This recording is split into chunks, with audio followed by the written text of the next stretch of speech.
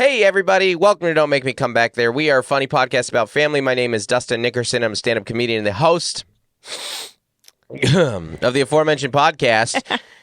Sounding a little more sultry than usual, and alongside me, equally sultry, is the lovely Melissa Nickerson. Justin. Overall great gal.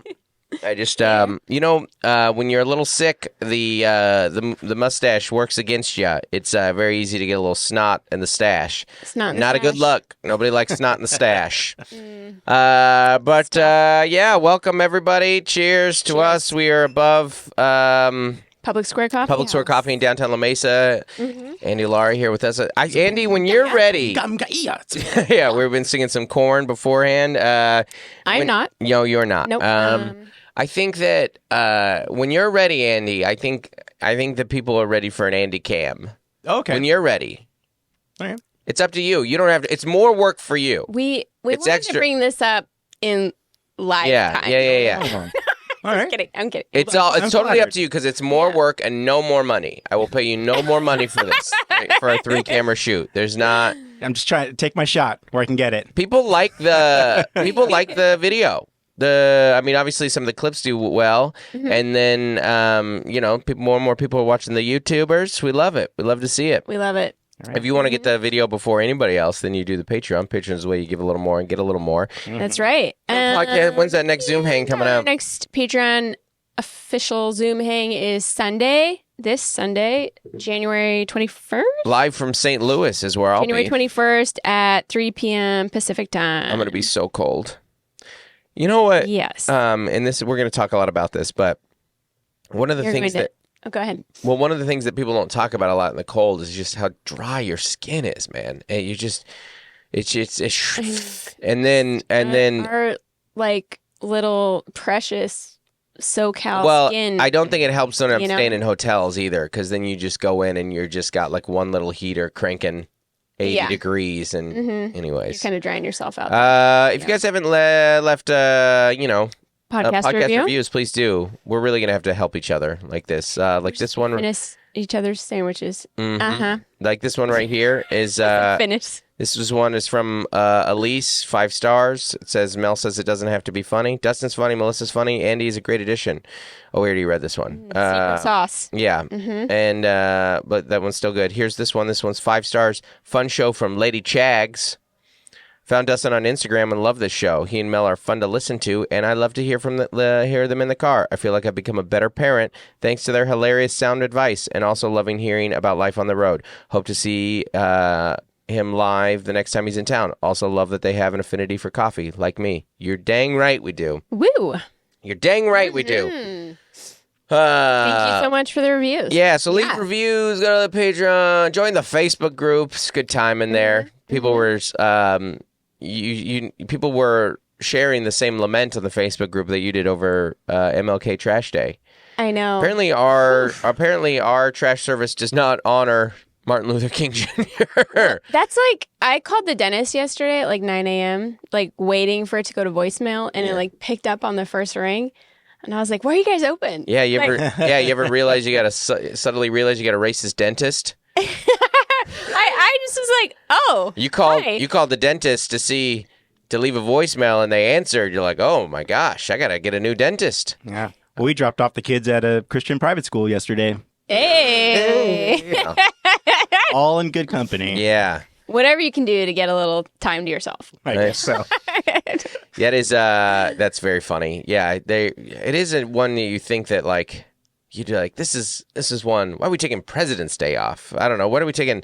There's certain Well, and then schools take different President's Days off. Like some do a 4-day weekend, and then some, like my girls, they get 2 Mondays off. 2 3-day weekends. It's Listen, take a moment right now to just check in on your parent friends. Oh, Because of the break, because of the weather, because of the holidays, some of these kids have gone to school like 3 times since Thanksgiving. Yeah. I know, and they're feeling it. Like Clara was like up so late. What was she saying? She was saying school is torture. Yeah.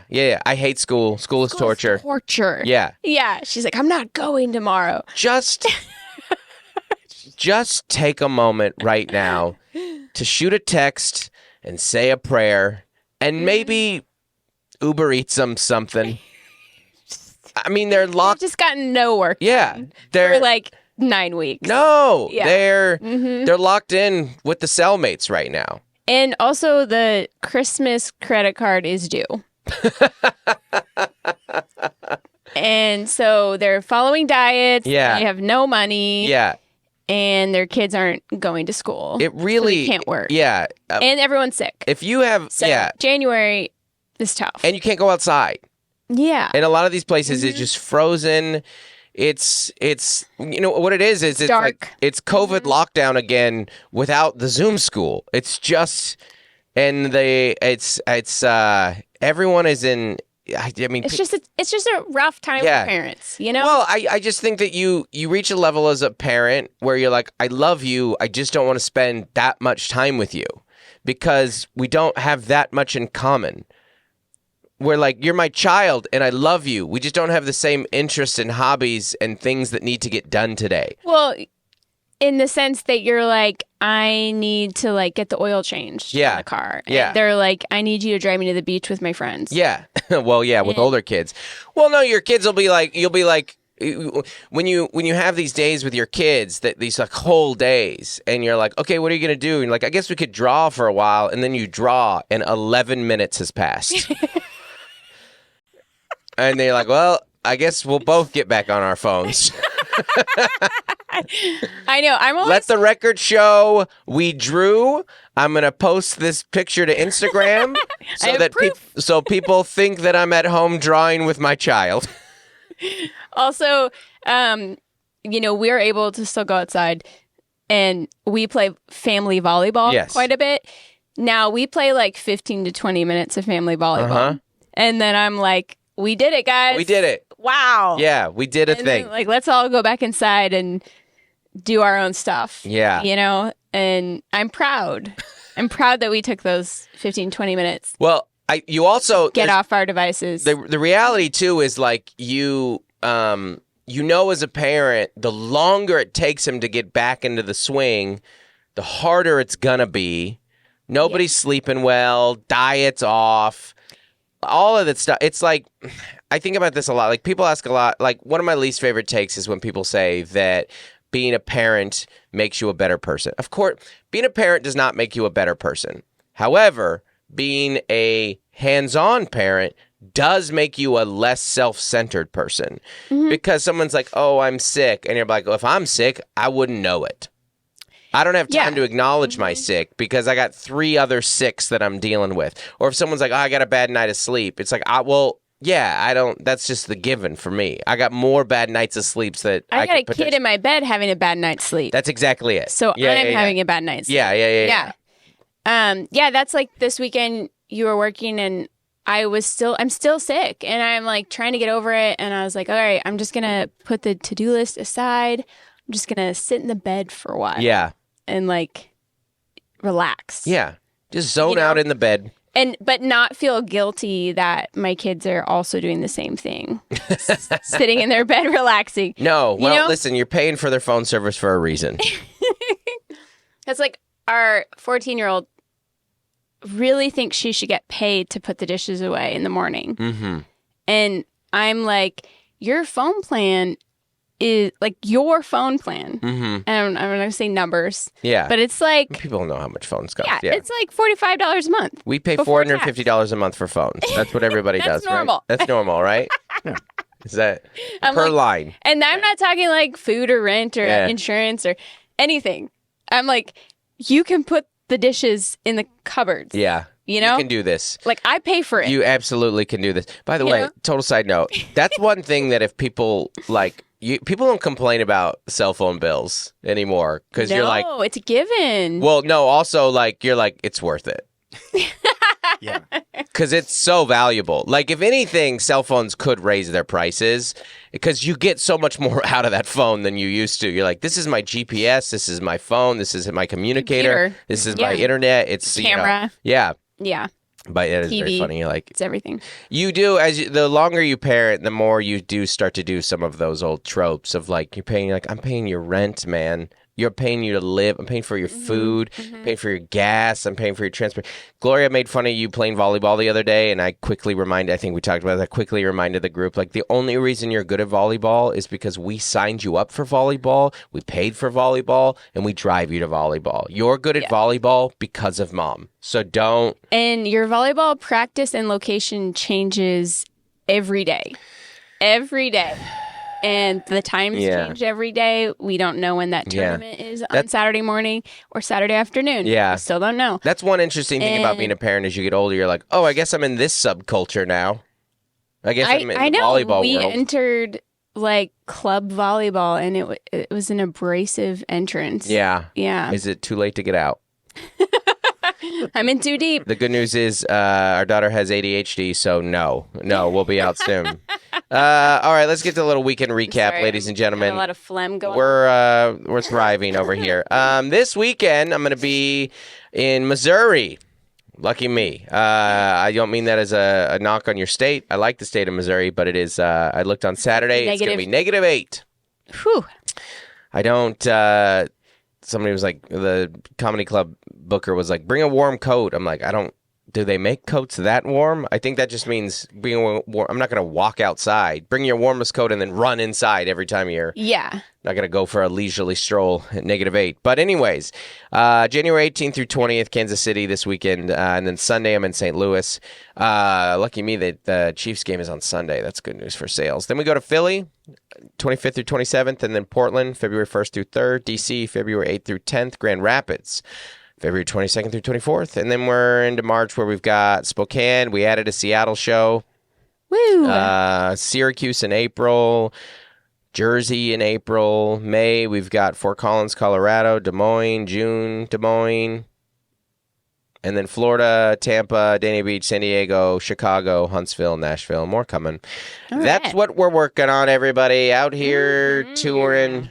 We're working on a Boston date. We're working on a Salt Lake date. It doesn't, Sorry. you're just out here. Yeah, I know. I was born a rambling man. What if we just lodged tissues in our nose? If you want the... Would that if you want just kind of... We'll give you the still in advance. Are you ready? Here we go.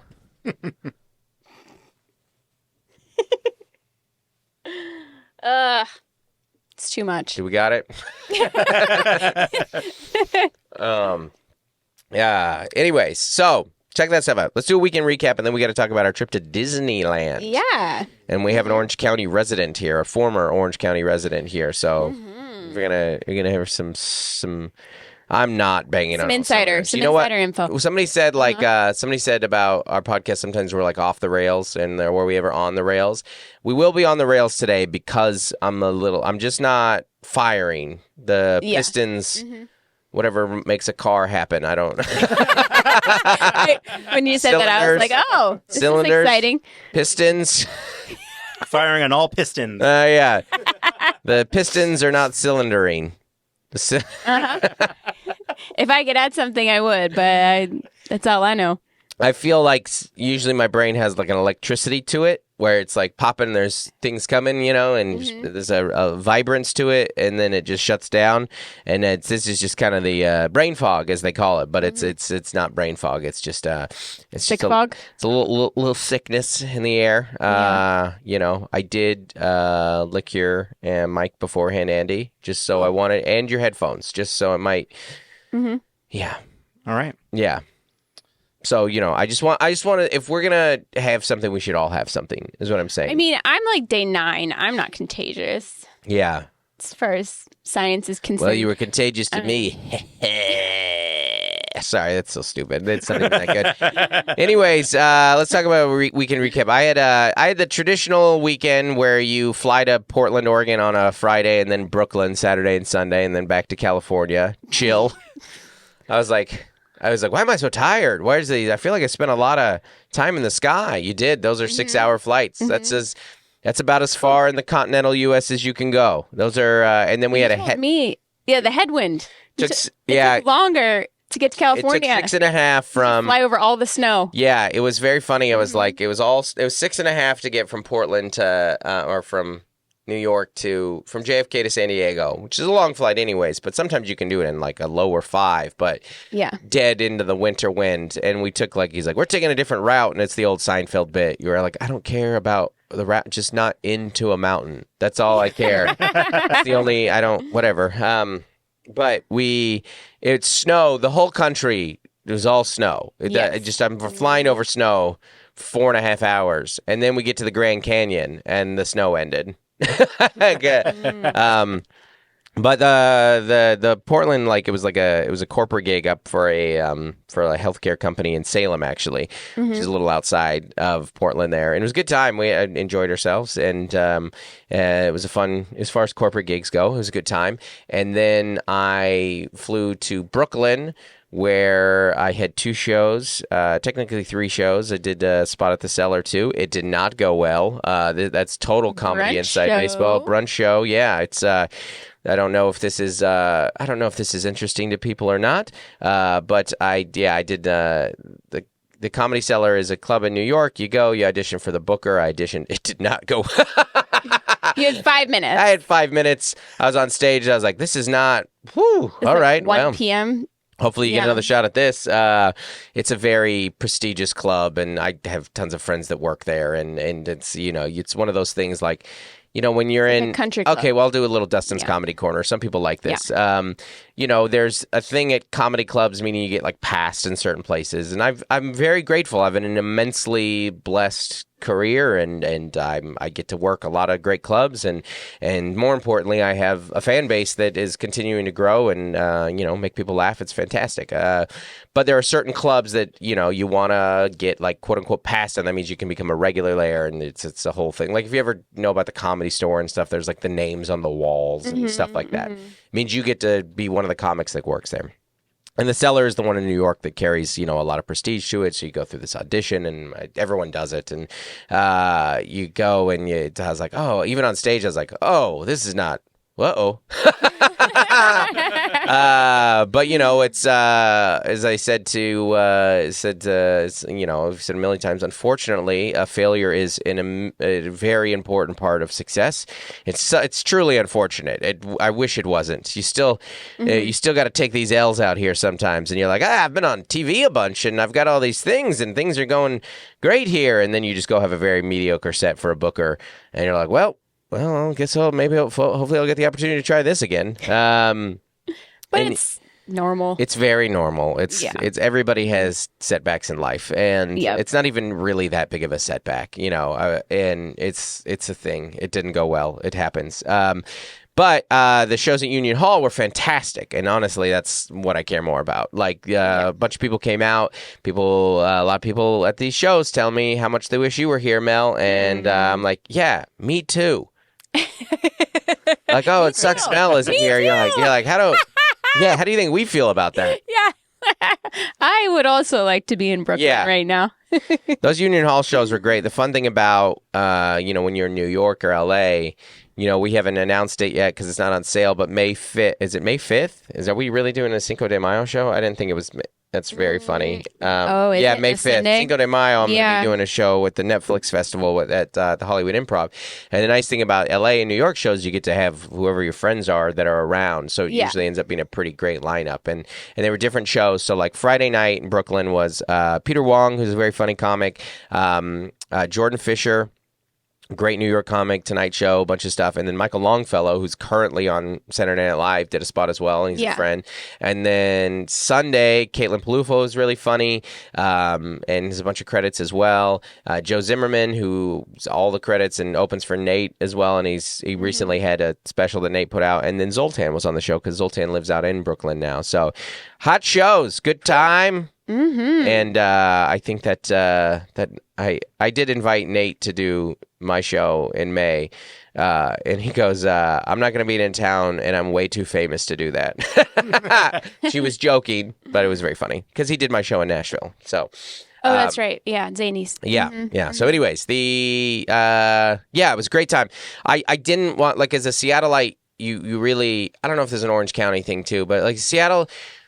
we are like really trained to not like things that get a lot of hype. Like the more popular and the more people tell you it's cool, like you're like, cool. Like Melissa did not get into The Office until like 4 years ago. And that's how I feel about the city of Brooklyn. People really hyped Brooklyn to me. They're like, no, it's cool. You'll love it.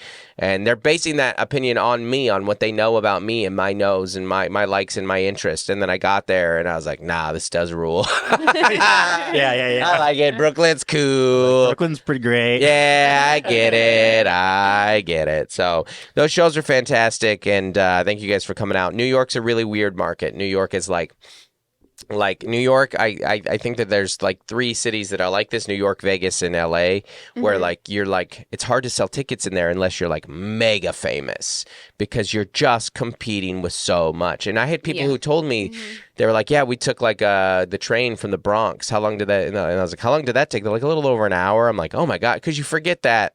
Yeah. I mean, being in New York, you just, it's so. Nothing's convenient. That's what, I mean, it's a wildly inconvenient town. The only thing that's convenient in that is like your bodega. That's the only thing. Like if you need a Sprite and some chips, that's easy.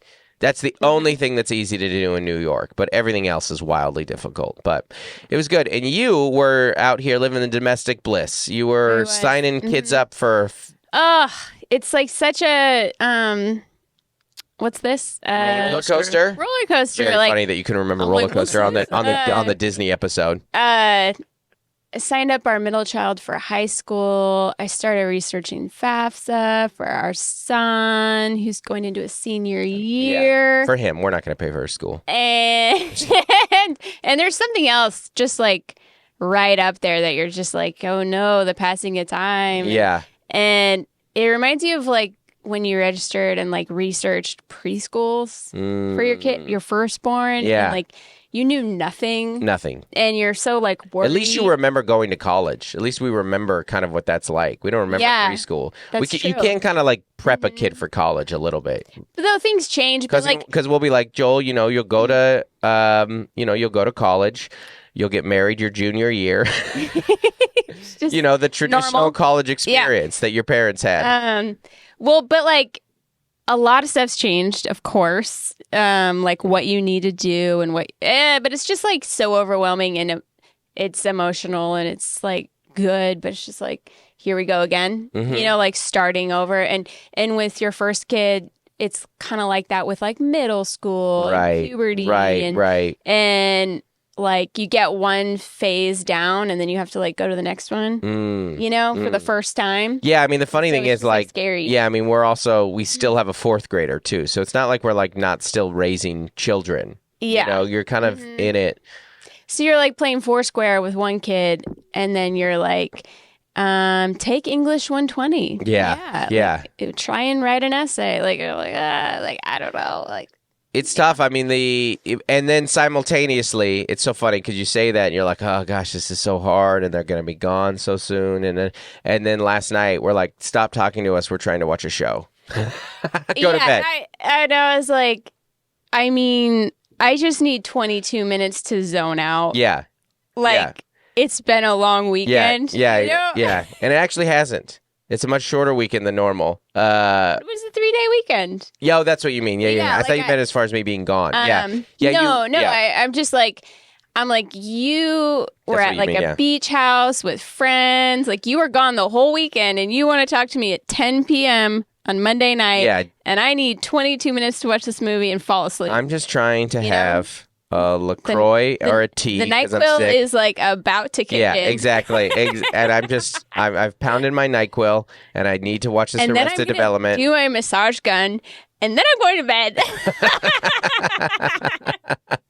If I have any more tea, I'm going to be peeing all night. Just let me have this. Oh, man.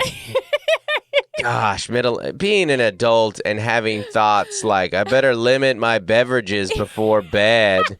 You're like, I should probably just die now. This isn't a life worth living. You're like, do you want me to make you some tea? And I was like, no. And I'll just have to pee at night.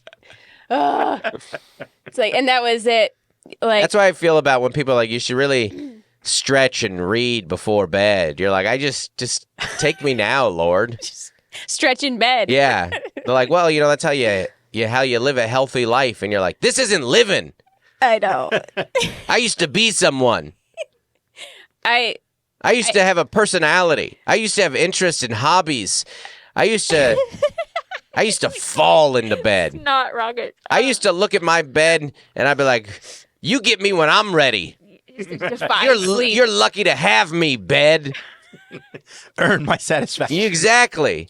I got home from driving our child to volleyball in the dark. Yeah. Like an hour to, round trip. Mm-hmm. And I was like, I'm so bored. Oh, And I was like, I was at Disneyland a week ago. I know. Yeah. Like, I gotta keep that in perspective. Mhm. Like, Yeah. but a late night drive with your kid to their sporting practice it's exhausting. It's the best. Yeah.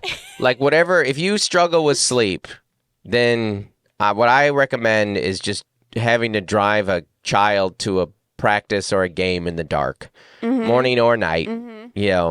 But it is like we've been parents now for 16 years, so not enough parents talk about how towards the end, not the end, we still are very much in the thick of it, but after a certain point, there is a mundaneness to it. It's a slog. It's just, we're still going through and through. We're kind of just like, all right, here we go. What's going to, like Gloria told me yesterday, she's like, I had a bad practice. And I was like, okay. I mean, I just said like, yeah, sorry. I was like, I had a bad set on Saturday. Okay. And your 3-year-old has a bad practice. You're like, it's okay. We'll get through it. No, should I call the coach? Yeah. And you're like, and now your 16-year-old has a bad practice. And you're like, listen, if you quit, that would save me a lot of time. I'd get a lot of hours. You cannot encourage. I mean, I was absolutely encouraged. I know that. Yeah. You cannot encourage teenagers to quit their activities. No. Yeah. Mm-mm. I'm not saying you should. No, I know. You just have that thought. That's just a PSA. Yeah, just a PSA. Let the record show. Well, on the not boring side, the Nickersons finally did Disney. And we will say this, we are not Disney people. And if you've listened to this podcast for a little bit of time, then you know that. And and we're not against Disney people at all. Originally, we're like, let's go to Disney World. And then we're like, hey, we've barely been to Disneyland. And that's an hour and 15 minutes away. What are we doing? So we canceled Disney World. Yeah, and this has been like 9 months in the making. Right. As all family vacations are. Mm-hmm. Yeah, so we were going to do 4 parks, Disney World. We're going to do 4 parks in 4 days. We're going to fly to Orlando. Hotel in LAX and fly to Orlando. And during the Disney marathon, we're going to do it. Yeah. And then we're going to figure out the trams to and from every park. Yeah. And then after an hour in Disneyland, research. I was like, I'm really glad we didn't go to Florida. And I was looking at crowd calendars. We moved the hotels. We moved the dates. Yeah. Like so many times. You did a great job. You were very researched. You figured out the Genie Pass thing very well. You crowd calendared well. We did the hours right. I think the best. The main thing is to go when it's not that busy. That's the main thing. And it was still busy. It's 4 days, right? Mm-hmm. If you spend 2 nights in a hotel and the 2 travel days. Right. The best moment of the 4 days was when I woke everyone up and said, "Get up, we're going to Disneyland." Yeah. That was my high. Yeah. It's better than the park. Yeah. Because you only get to say that. Yeah. I mean, we went 9 years ago for like a free evening. Yeah. With your work. So it's been 9 years. 9 years. And that was it. Yeah. All the prep. Yeah. All the You're planning. literally going to Disneyland. All the savings. Yeah. Yep. I mean, that Get is up like a and go to 90s Disney. kid's dream, though. 'Cause, Yeah. Like, at the end That must of be why. every show was, this was produced in Orlando, Florida. Yeah, and it would exactly. be SeaWorld, Universal Studios, Yeah. Disney World. It felt like that is the mecca That's where the fun of is. all fun. Yeah. And right? do you remember? Kudos to try, because that would have just been, the most grand, childhood I mean, we didn't try. extravaganza. I know. We didn't. do you We quit. do Yeah. you guys remember the ad that was the figure skater. I think it was Nancy Kerrigan. I think that's her name. Okay. But she like won Olympics and stuff. Yeah. Yes. And then they're like, what are you going to do? And they put all the mics on her and she goes, I'm going to Disneyland. I'm sorry. Do you think that that's a Nancy Kerrigan commercial? Oh, dude, I don't know. Oh, that's hilarious. Is it Tanya? No. Or is it someone else? I'm sorry. This is what's the her name? This is the I'm not a sports person. I'm sorry. That's what's funny about this. Who is it? No, it's everybody. That it's not unique to okay. Nancy Kerrigan. Sure, yeah. It's I only watched figure skating. You just won the Super Bowl. What are you gonna? That's what I think is so funny is that you only know it through figure skating and the Olympics in the '90s, which is the last time you paid attention to sports. Yes, it is. If Melissa's got a hot Dominique Mucciano, Shannon Miller. I cut out newspaper articles about them. Mel, the last time Melissa cared about the sport was 90s. the '94 Olympics. Yeah, the Magnificent Seven. Yes. So good. Oh my gosh, that's so funny. No, you'll see it in a couple weeks. Though Patrick Mahomes, you won the Super Bowl. What are you gonna go? I'm going to Disney World. Disney. It's a Yeah. I'm so out of touch. it's like a very common trope and catch it's very funny. What are you gonna do now? I'm going to. I mean, maybe that was the original. I doubt it. That was just the one I saw. Yeah. Yeah. I wonder what the origins are Yeah. of I'm going to Disney World. Yeah. Can you look that up? Who's the first person to do the? It's a brilliant campaign. Yeah, talk about like free advertising to it's always on TV. It's always on. Yeah. It's on the most watched events. I'm going to maybe see if you can find it. Yeah, Super Bowl. I don't know. It's out there somewhere, but yeah, you'll see it a million more times, and we'll. So that was the highlight of the trip for me. Yeah. Yeah. Well, the real thing is, as I do feel like as parents and as non-Disney people, but people that did Disney and have some affinity for Disney, Absolutely. Then we are, I think, actually rightly qualified to talk about Disney because there are Disney fanatics, and again, I don't want to ever say I have any ill will towards them because I was talking to a fan in Brooklyn who had messaged us actually about some Disney World tips. Yeah, and we read those. 100%, yeah. And we were talking, and she's like, yeah, I know, we're like Disney adults. And I was like, I don't have anything against you. I go, that's just like a different version of being a sports fan.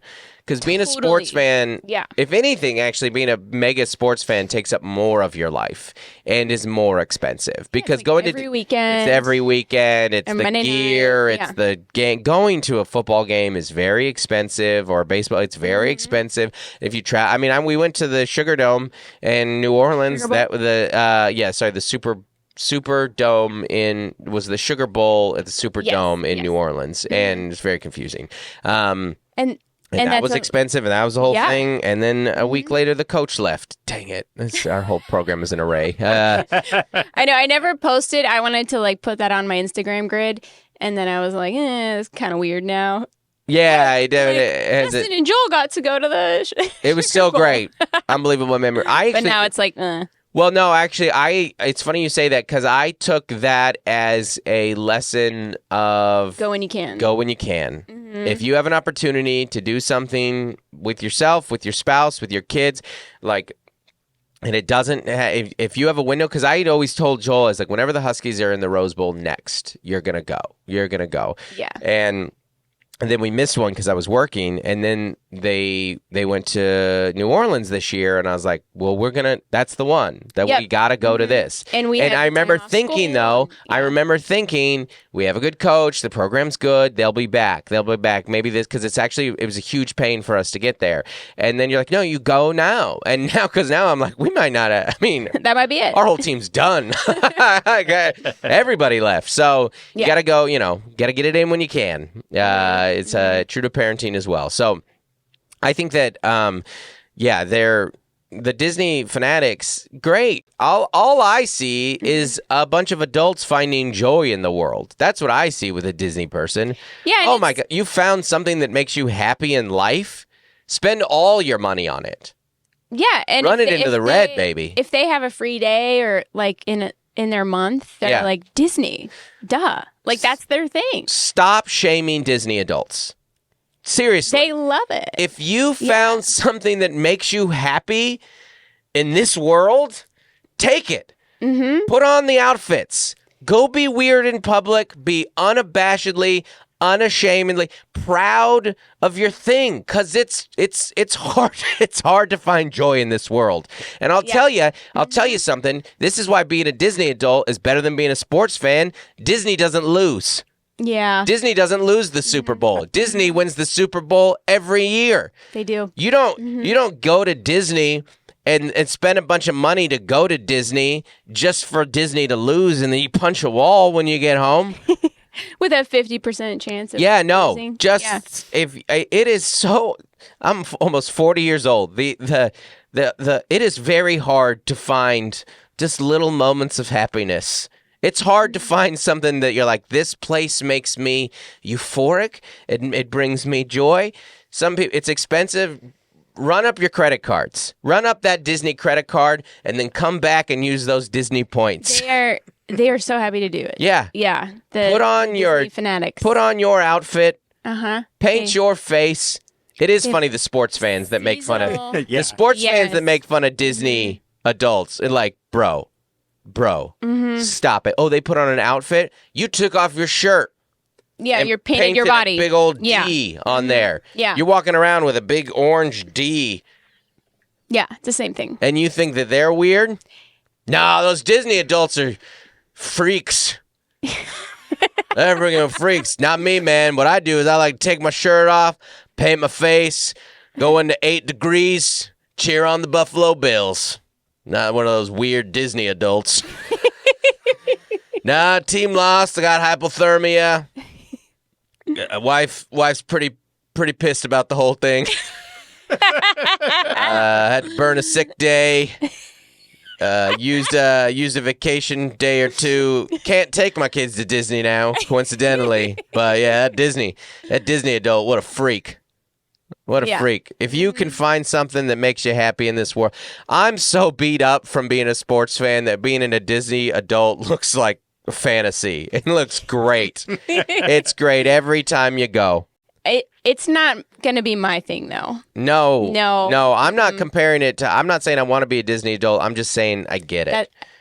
I'm happy they're happy. I'm happy they're happy because as an adult, I know how hard it is to find happiness. Mm-hmm.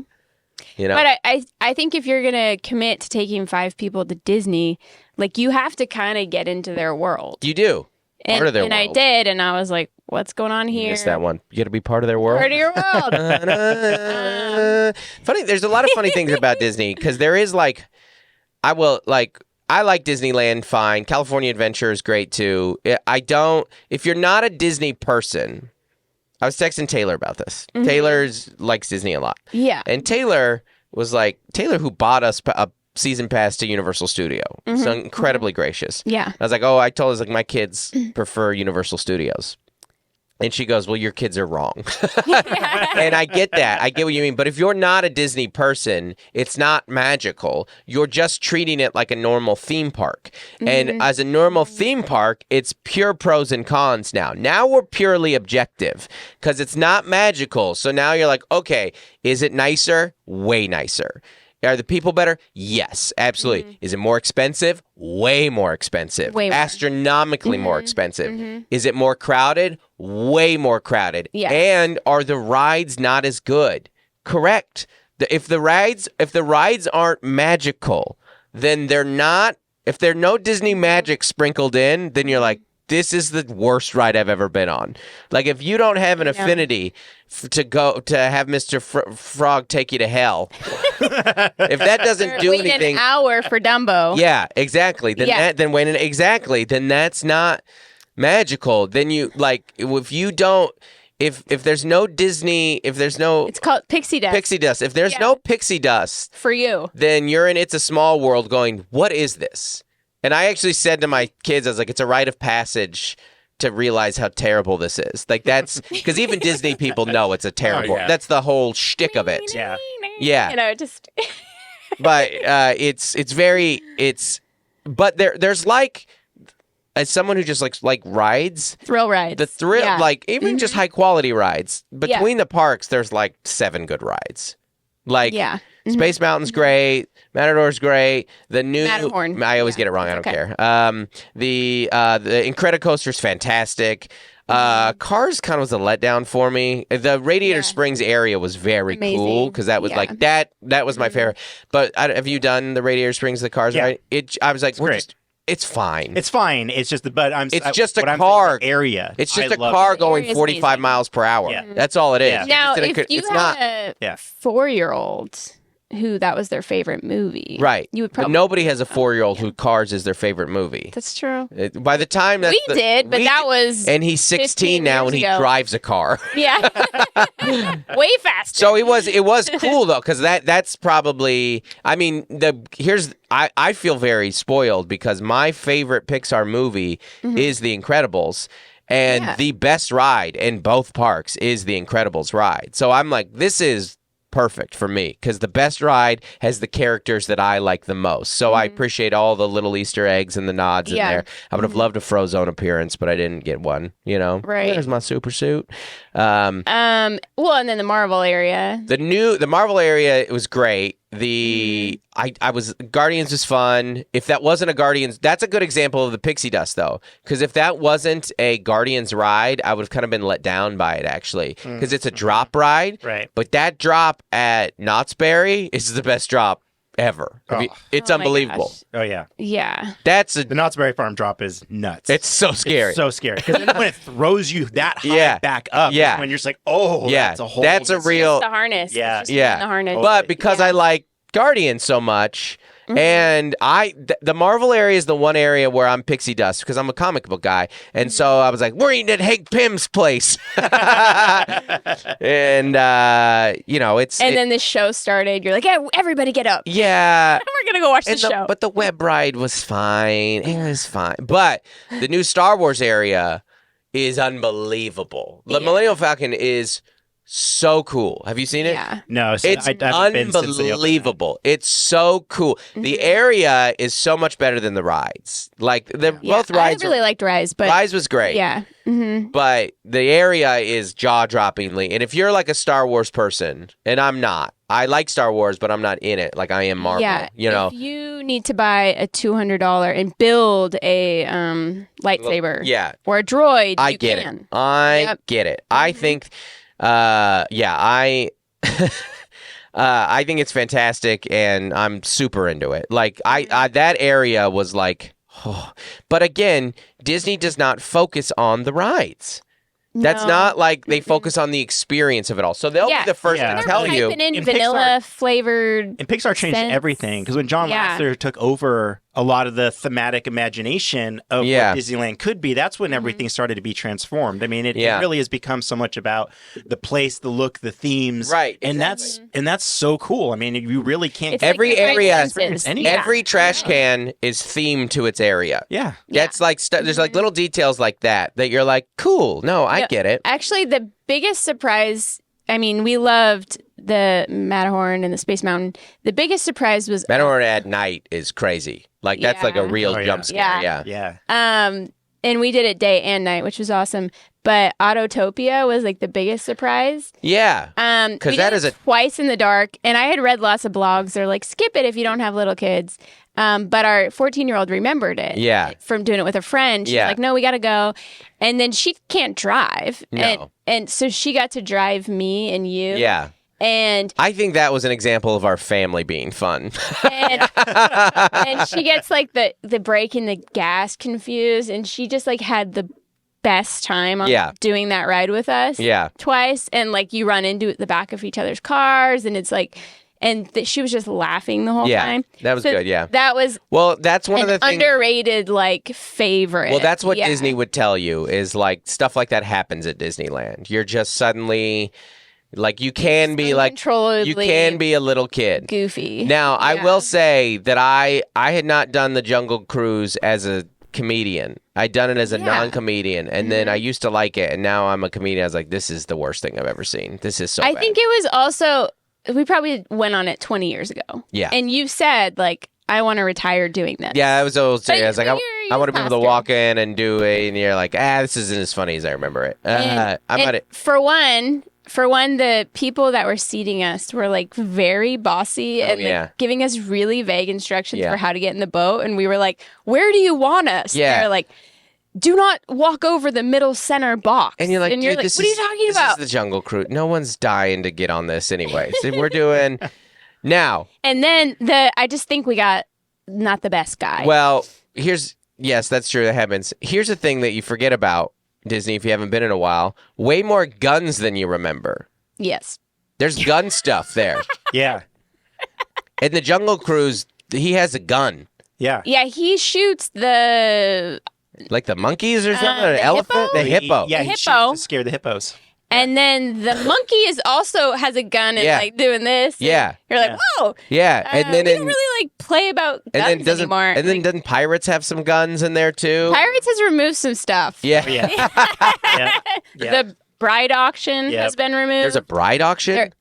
Do you remember built that? in the 60s or 50s. The first version of Pirates was very male patriarchy. Hell yeah. They would auction I'd have off liked women it more that way. Like that was a As it should be. That was a whole thing. Yeah. They I worked for Mark Driscoll for a reason. Sorry.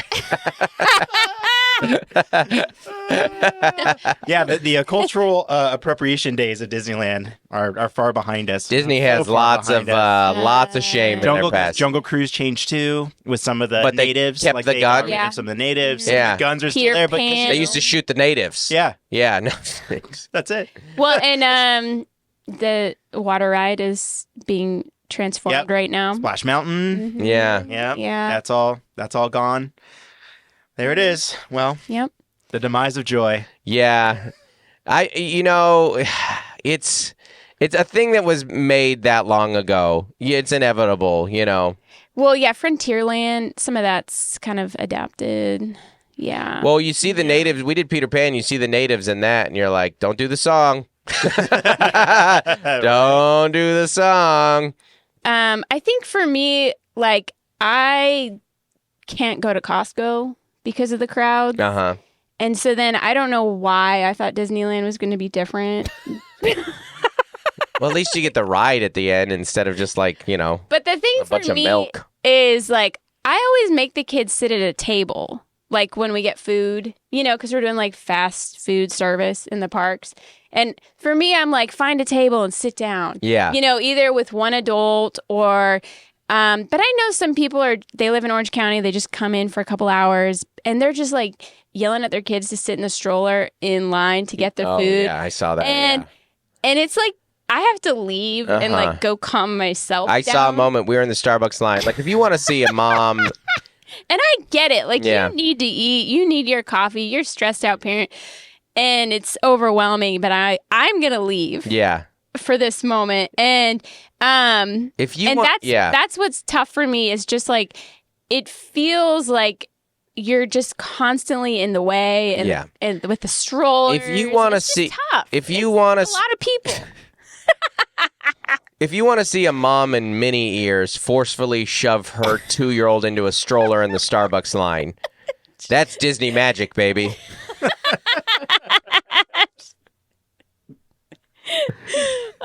That's Disney magic right there. It's tough. If you want to see a teenager roll their eyes at their dad on It's a Small World when they said, all I wanted to do was hang out with my friend this weekend. That's Disney magic, baby. Disney magic is what I've noticed. It's still your family, even if you're in Disney. Yeah. You're still yourself. Yeah. The Disney magic is what keeps your family alive somehow. Like it's almost like it's the glue. Because people talk about Disney like the way they talk about New York. That they're like, it's great, but it's really hard. We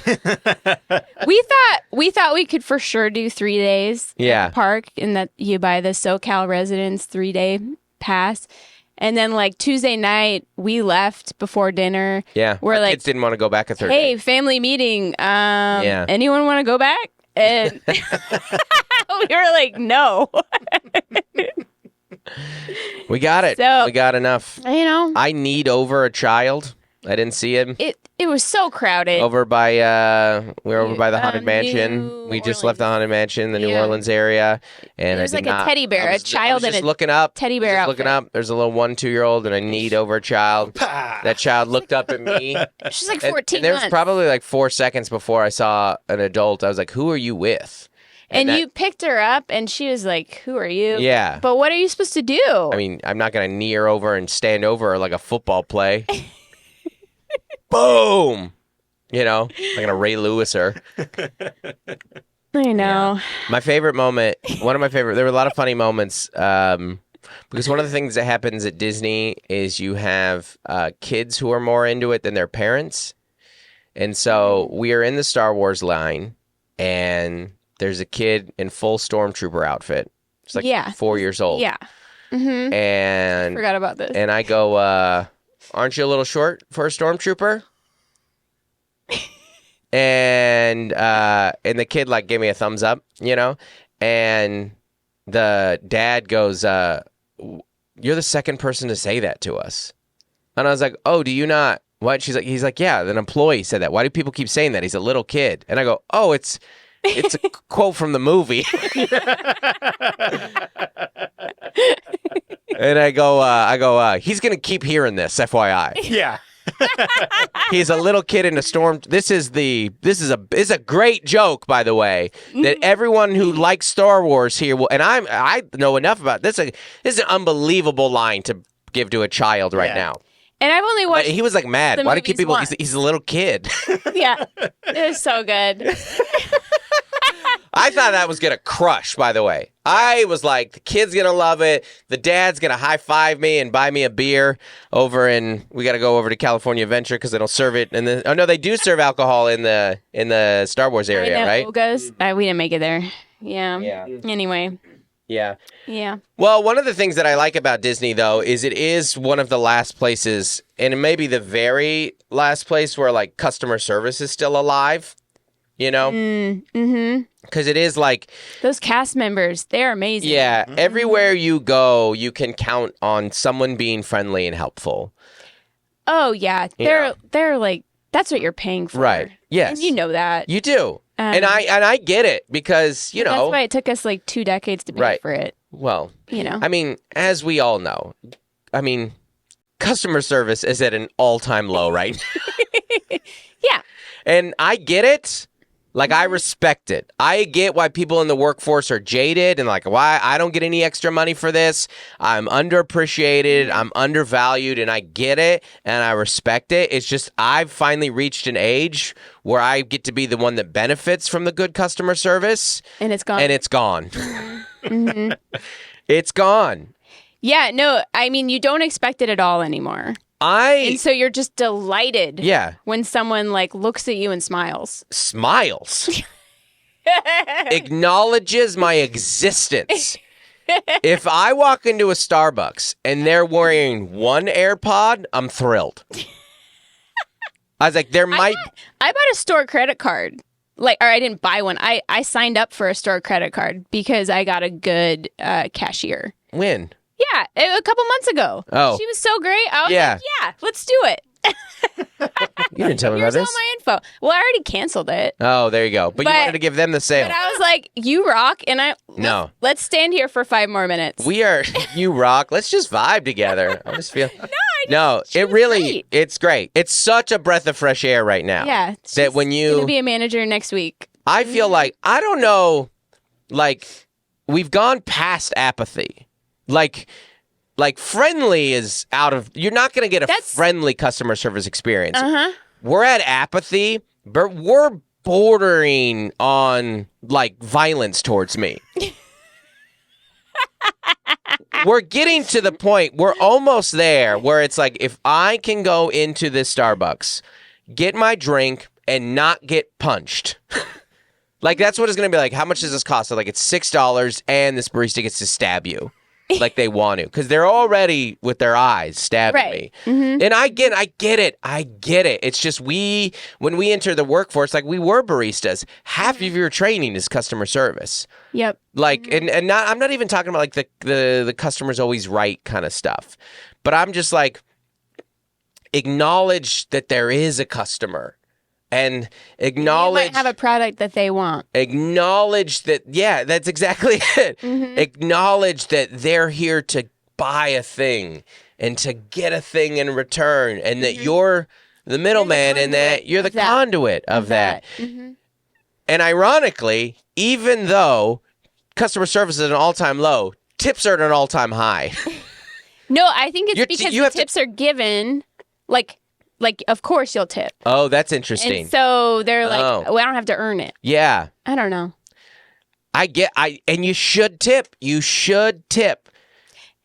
I mean, also, like, minimum wage is but the cost of living is but inflation. Inflation. Yeah. Minimum wage is up and inflation and it's just... Yeah. And it's not like companies care about their employees anyway. No, they don't. They don't. And I get it. I'm on the employee side. Maybe that's it, is when we entered the workforce, we still had like hope. In corporations. That's life. Because in the world. We were working at like the late 90s. Yeah. And we're like, this is it. Yeah. I'm 15 teaching swim lessons. Like, I got a free gym membership because of this. Yeah. Like, the world is mine. That's very well put. Because what I'm not asking is for them to feel or act different.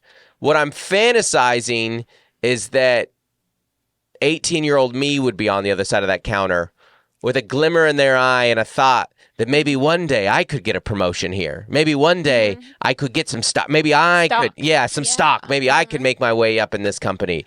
Yeah. And so the people in the workforce now are 100% accurate. And they should be that way. But it would just be nice. Well, two economic downturns. The way that customer service exists now is you go in, you get the rudest employee, you pay more than you've ever paid for it, and you tip them. Yeah. It's what it is. It's the modern world that we're living in. And if anyone was like, these customer service employees need to be better. No, they don't. They're correct for doing that. Anyways, but Disney, a dream.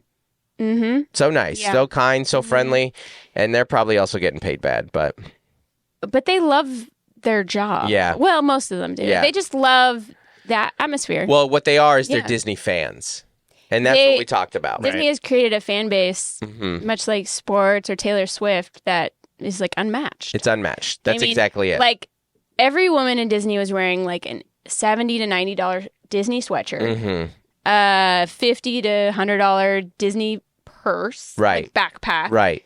And then a $40 to $75 Disney ears. They probably have seasonal sweatshirts and purses and ears. Yep. So that's and that's just like people got home and away jerseys. Yeah. And they got the coat and the hat and the beanie. I mean, the scarf. Yeah, it's amazing. Yeah. Yeah. Anyways, well, my voice is barely holding on. Thanks for listening, everybody. Did we get to everything? We got to enough. We got to enough. Mm-hmm. I'm enough, everybody. All right, everybody. Thanks for listening. Bye. Bye.